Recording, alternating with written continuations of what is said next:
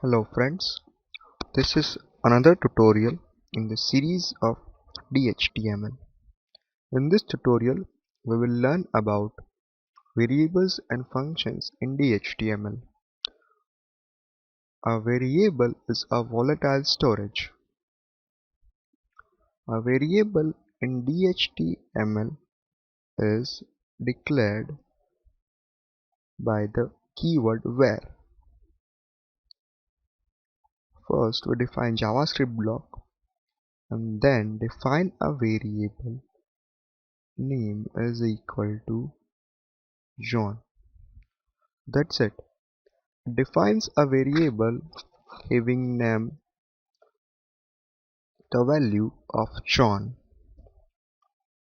One should note that while declaring a variable, the name of the variable should not contain a DHTML or JavaScript keyword, and it should not begin with a numeric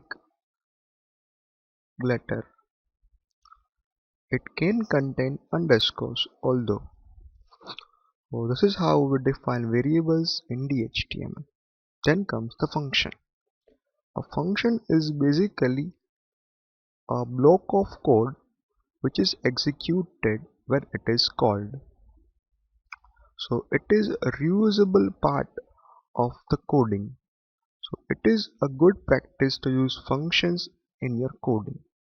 Here we define a function with the keyword function. The name of the function we keep is my function.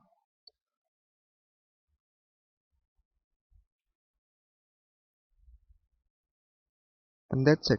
We just have defined a function, but it doesn't do anything. It just sits back. So if we want to execute something, we need to do some coding inside the body of the function. Here we show the alert box that this function was invoked.